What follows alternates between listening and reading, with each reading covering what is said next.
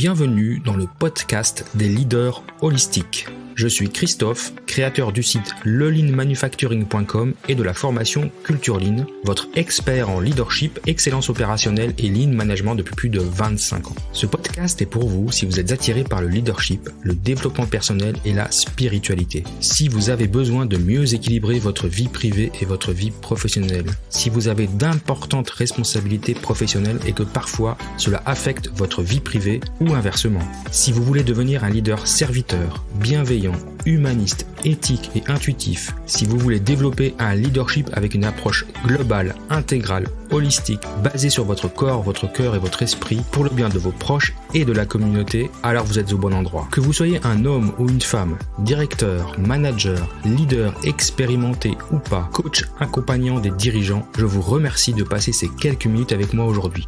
On y va, c'est parti! Dans cet épisode du challenge de l'Académie du podcast, je dois partir de la contrainte créative suivante, une comptine d'enfants. Et j'ai choisi une comptine extrêmement connue qui est La Mère Michel. Alors je rappelle les paroles de La Mère Michel pour ceux qui ne connaîtraient pas et je ne vais pas la chanter. Disons que les paroles sont peuvent varier selon les versions, mais le thème reste toujours le même. En gros, ça dit, c'est la Mère Michel qui a perdu son chat, qui crie par la fenêtre à qui le lui rendra. C'est le père Lustucru qui lui a répondu « Allez la Mère Michel, votre chat n'est pas perdu ». C'est la Mère Michel qui lui a demandé « Mon chat n'est pas perdu, vous l'avez donc trouvé ». C'est le père Lustucru qui lui a répondu « Donnez une récompense, il vous sera rendu ». Et la Mère Michel lui dit « C'est décidé, si vous me rendez mon chat, vous aurez un baiser ». Et le père Lustucru, qui n'en a pas voulu, dit à la Mère Michel « Votre chat, il est vendu ». Alors il y a plusieurs interprétations, en tout cas plusieurs sens à cette petite comptine. La première, c'est que c'est une allusion qui renvoie un peu au chantage qu'on faisait aux enfants, ou qu'on fait encore aux enfants. Donner une récompense, votre chat vous sera rendu, puisque c'est une comptine pour enfants, mais c'est aussi une allusion qui renvoie au chantage que l'on fait aux adultes. Donc, pour obtenir quelque chose de quelqu'un, vous devez donner une récompense, vous devez payer. Ça, c'est la première interprétation. Et puis c'est celle qui m'intéresse aujourd'hui. La deuxième, qui est un petit peu moins, qui est aussi pertinente, mais qui m'intéresse beaucoup moins, c'est si vous me rendez mon chat, vous aurez un baiser, ce qui voudrait dire qu'il faut utiliser ses charmes pour obtenir ce que l'on veut, en particulier pour une femme. C'est un autre sujet de société. Donc cette comptine, en gros, elle révèle deux sujets extrêmement pertinents, qui est la question de la récompense dans la vie et puis la question d'utiliser ses charmes, la question de la femme dans la société. Alors, par rapport à ma niche et à mon activité, on va parler de la notion de récompense et du management par récompense. Est-ce que c'est une source de motivation réel pour les personnes et pour les équipes? Est-ce que c'est toujours nécessaire pour motiver et challenger ses collaborateurs?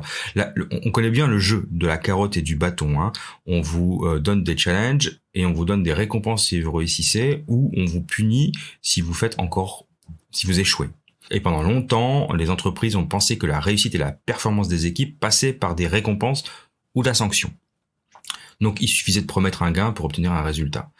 C'est une vieille croyance qui remonte donc à la cantine de la Mère Michel, mais bien avant, qui est basée sur le fait que la meilleure façon de progresser et d'atteindre des objectifs et de révéler l'excellence, c'était de gratifier les meilleurs éléments, la fameuse théorie du haut de la cordée, du chef de cordée.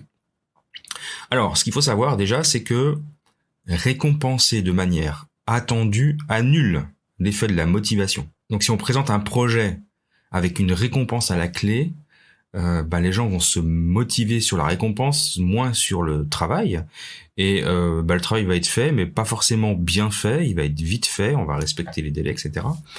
Parce qu'on est motivé uniquement par la récompense. Donc ça, c'est pas une bonne solution, à l'exception faite des récompenses qui sont des récompenses liées à des activités personnelles, en fait, où une personne excelle dans son travail et s'attend à une récompense de fin d'année, une augmentation, des choses comme ça. Bon, ça c'est encore différent. Mais là, en tout cas, pour la motivation des équipes, la récompenser de manière prévisible, c'est pas une bonne source de motivation. Par contre, récompenser de manière imprévisible, inattendue, ça va stimuler l'implication. On va lancer un projet. L'idée, c'est de motiver les gens autour du projet. Et si le projet donne des résultats exceptionnels, on va récompenser l'équipe. Donc les collaborateurs auront effectué une tâche pour atteindre des objectifs fixés, pas pour obtenir une récompense. La récompense, elle arrive en second temps, donc c'est la cerise sur le gâteau. Alors après, évidemment, si vous faites ce type de méthode de manière répétitive, les gens vont s'attendre à la récompense, et puis si vous la donnez pas, ils vont être déçus. Donc, attention à utiliser avec modération. Alors la question que je voulais me poser maintenant, ensuite, c'est est-ce que récompense individuelle ou collective ? Je dirais les deux, mon capitaine. Moi, j'ai vécu les deux dans mon expérience professionnelle. Lorsque j'étais manager dans le semi-conducteur, on avait un type de récompense collective, alors non pas en lien avec des projets, mais en lien avec des activités, puisque là on était dans du manufacturing, dans la production. Donc les équipes étaient reconnues si elles atteignaient elles-mêmes leurs propres objectifs, si le service auquel elles appartenaient atteignait, je vais y arriver, des objectifs, et si l'entreprise atteignait des objectifs, alors il y avait un système de primes, donc qui pouvait être variable avec 3 paliers, qui permettaient aux équipes, une certaine motivation, un côté challenging. Et puis en complément, il y a la récompense personnelle suite à l'évaluation annuelle, où une personne qui se dégage de par son travail et son implication va recevoir soit une augmentation, soit une prime exceptionnelle. Donc on a ces deux types de récompenses qui existent toujours, que je trouve plutôt efficaces. Maintenant, les deux ont 2 objectifs différents. La première, la récompense collective, l'idée c'est de créer un esprit d'équipe, de motiver une équipe autour d'un objectif ou de plusieurs objectifs en associant les personnes d'une équipe à un but commun. Alors soit c'est par projet, soit c'est parce qu'on a une activité récurrente et que cette activité, elle nécessite une extrême collaboration, une implication de l'ensemble de l'équipe, et on va reconnaître l'ensemble de l'équipe pour ce travail. Je trouve intéressant que la récompense ne soit pas juste liée au travail d'une équipe, mais qu'elle soit liée au travail d'une équipe dans un service, puis d'un service parce que le service a besoin que les différentes équipes du service collaborent entre elles, et puis enfin l'entreprise, puisqu'on travaille quand même pour une entreprise. Je trouve bien l'idée de la reconnaissance sur 3 niveaux, parce que c'est important que les collaborateurs sachent travailler ensemble, et c'est important de donner des challenges collectifs. Bien évidemment, il faut pouvoir donner du sens à ces objectifs. Il faut que ce soit des objectifs précis, des objectifs SMART, qui soient en lien avec l'activité que les personnes font. On parle pas là d'un séminaire de motivation, d'une journée au vert qui va durer un week-end, ou une journée ou un week-end où on va aller emmener ses collaborateurs pour sortir un peu du cadre, faire un peu de brainstorming, mais aussi apprendre à se connaître et à faire des activités ludiques et créatives. Là, ça c'est pas de la récompense. OK, ça c'est des séminaires de motivation, ce n'est pas de la récompense. Et souvent, on mélange les deux. Souvent, les managers disent on va emmener l'équipe une journée au ski, ça va être la reconnaissance, ça va être la récompense. Moi-même, je l'ai pratiqué, j'ai emmené mes équipes en congrès. Lorsque j'étais chef de service de la stérilisation au CHUV, j'ai emmené mes équipes en congrès, donc pas l'entièreté des équipes, mais on choisissait quels collaborateurs. L'idée c'était d'équilibrer sur un cycle de 3 ou 4 ans. Tout le monde avait la possibilité d'aller à un congrès une fois dans ce cycle, et c'était considéré comme de la reconnaissance. Alors oui, en partie, mais pas que. C'est un peu délicat. Il faut pas que ce soit le seul. C'est une possibilité, mais il faut pas que ce soit le seul moyen de reconnaître ou de récompenser les collaborateurs. L'intérêt, c'est aussi d'expliquer pourquoi on leur offre ces récompenses, d'avoir une vision, une communication claire de, je reviens aux objectifs collectifs et par équipe, équipe, service, entreprise, d'avoir une vision très claire sur, voilà, les objectifs que l'entreprise doit atteindre cette année, c'est ça. Donc, on le décline sur les objectifs de service et on les décline sur les objectifs d'équipe. Et du coup, ça fait du sens. Après, il faut être clair et transparent sur les récompenses collectives, les publier, quelle équipe a eu quelle récompense, si c'est des moyens pécuniaires, si c'est de l'argent, que ce soit clair, il ne faut pas que ce soit caché, si c'est d'autres formes de récompenses, des bons, des week-ends à l'étranger qu'on offre à l'ensemble d'une équipe, ou du matériel qui va être utilisé dans l'équipe. Par exemple, dans des équipes projets, on va acheter une table de ping-pong ou un baby-foot parce qu'on aura réussi un projet hyper important, hyper stimulant. Pourquoi pas, ça c'est intéressant. Donc il n'y a pas que l'argent comme récompense, bien évidemment.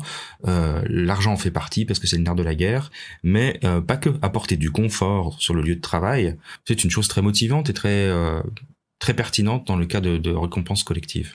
Alors, une dernière question que je voudrais qu'on se pose ensemble, c'est comment mettre en œuvre les stratégies de récompense pour motiver nos collaborateurs. Je dirais que la première, c'est de reconnaître la performance des collaborateurs et les récompenser. Ça, c'est aussi bénéfique que pour eux, pour vous, que pour l'entreprise. Donc, l'exemple que je donnais avant de récompense sur 3 niveaux, ou 4 niveaux, puisqu'il y a la personnelle, il y a la collective équipe, il y a la collective service et la collective entreprise. Ça me paraît une façon extrêmement performante de reconnaître les collaborateurs. Après, faire preuve de créativité, sortir un peu des sentiers battus, en effet, comme je disais tout à l'heure, pas juste donner de l'argent, même si c'est quand même la chose qui fera le plus plaisir aux collaborateurs. La prime, c'est la solution de facilité, mais on peut aussi donner des récompenses non financières, et puis c'est intéressant de le décider avec eux finalement. Qu'est-ce qu'ils préfèrent en matière de récompense? On peut avoir des propositions très intéressantes des équipes. Comme je disais tout à l'heure, en troisième, communiquer efficacement pour que votre reconnaissance soit ressentie auprès des bonnes personnes et que ça implique les bonnes personnes et que ce soit clair. Qu'il n'y ait pas d'interprétation de oui, cette équipe-là, comment se fait-il qu'elle a touché une prime plus importante que nous, puisque les objectifs doivent être clairs et les récompenses associées doivent être claires. Et puis enfin, faites en sorte de connaître vos collaborateurs, de vous renseigner sur leurs préférences, ce qui revient au deuxième point, parce que on sera en mesure de répondre à leurs besoins de manière plus spécifique. Là, on est plus dans la reconnaissance personnelle, mais je pense que dans la collective, c'est aussi quelque chose qu'on peut faire. C'est définir avec eux quel type de reconnaissance on veut, quel système de reconnaissance on veut mettre en place ensemble en fait. Donc le décider ensemble et puis le revoir régulièrement parce qu'il y a des nouvelles personnes qui arrivent dans l'équipe etc. Mais c'est bien de consacrer du temps à définir le système de récompense qu'on veut mettre en place.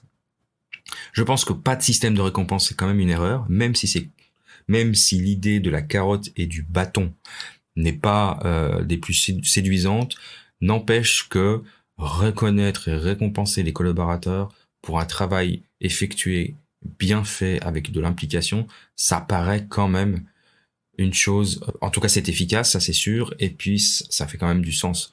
Il n'y a rien de plus démotivant, je peux encore partager mon exemple parce que je travaille dans un hôpital public, en gros on a une toute petite augmentation à la fin de chaque année qui est une automatique, donc qui n'est pas du tout liée à votre travail, voilà, c'est juste automatique, vous avez 0,1% ou 0,5% d'augmentation, point final, c'est pour tout le monde la même chose, donc ça motive en rien. Et puis après on peut donner des primes de temps en temps, mais c'est extrêmement rare. Donc un système où il n'y a pas de récompense, très peu de reconnaissance, et en plus le management ne s'applique pas dans la reconnaissance, même la reconnaissance, comment je dirais, verbale, hein, on n'en a pas parlé, mais c'est aussi important, c'est-à-dire reconnaître le travail, le dire publiquement, féliciter la personne, pas juste lui donner une enveloppe en disant voilà, on est content de ton travail, voilà ton chèque. Franchement c'est pas motivant. Donc je pense qu'un système de reconnaissance bien fait, avec un bon mix de individuel et de collectif qui fait du sens et qui est publiquement, en tout cas qui est communiqué publiquement dans l'entreprise et qui est discuté avec les collaborateurs et donc qui sera accepté, ça me paraît quelque chose de plutôt pertinent. Maintenant, tout le monde ne sera pas d'accord avec moi, bien évidemment, et c'est ouvert à débat, mais en tout cas voilà, moi je voulais partager tout ça avec vous en partant d'une comptine pour enfants de la mère Michel qui a perdu son chat et qui a besoin, qui doit donner une récompense à quelqu'un pour qu'on lui rende. Voilà, ça a ouvert le débat sur la reconnaissance au sein de l'entreprise et du management par la récompense. Voilà, c'est tout pour aujourd'hui. Je vous dis à demain pour un prochain challenge du podcast de leadership holistique. Au revoir et bonne journée.